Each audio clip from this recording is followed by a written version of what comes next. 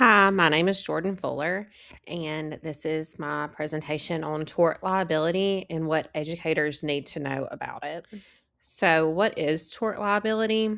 A tort is a civil wrong that causes harm or injury to another person. Tort liability means legal responsibility for that harm. In schools, it most often includes negligence, which is most common, intentional torts like assault, battery, abuse, and failure to supervise or provide safe environments. Educators can be personally or professionally held liable depending on the certain situation between them and students. Why does this tort liability matter in education? So, schools are legally required to provide a safe learning environment. Teachers act in place of parents during school hours. And liability impacts school or classroom supervision, student discipline, field trips, extracurricular activities, student safety, and risk orientation.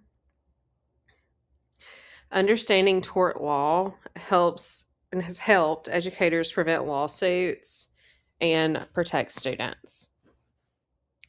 Elements of negligence, which is one of the most common issues in tort liability.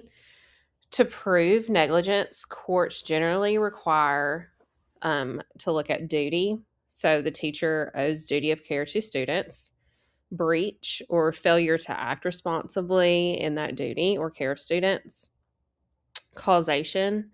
So harm resulted from that breach of duty, and damages. So actual injury occurred. Schools are not insurers of safety, but they must act responsibly, and it needs to be one of their top priorities at all time.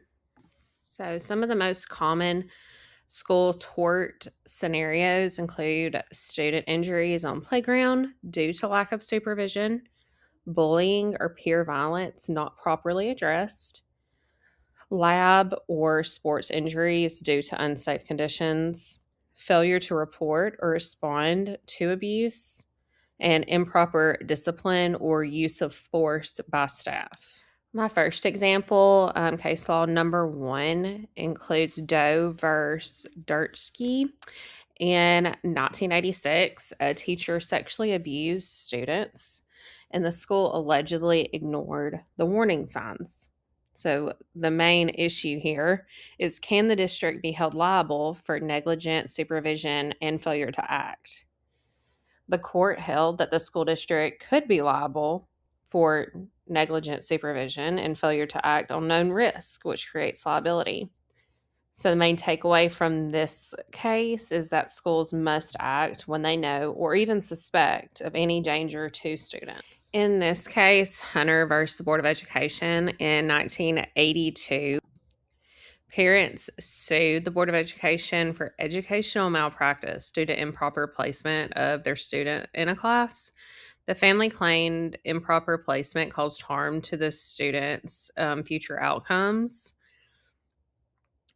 So the issue is that, can schools be held liable for poor educational decisions under negligence? And the court held in favor of the school district because the claim of educational malpractice is not recognized as a valid tort.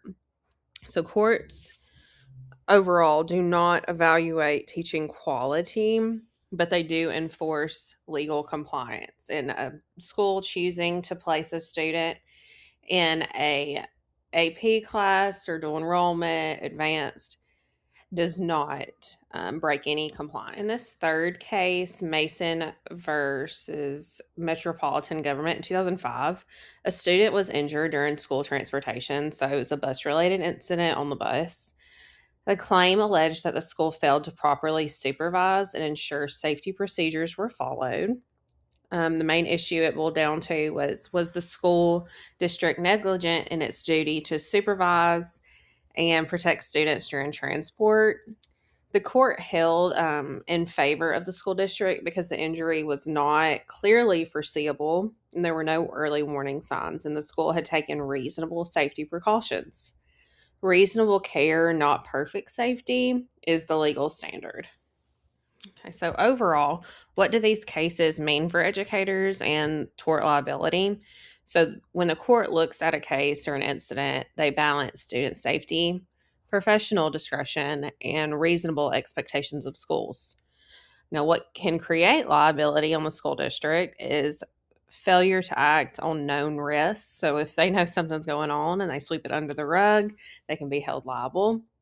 Clear breach of duty or negligence, and violation of legal or safety obligations.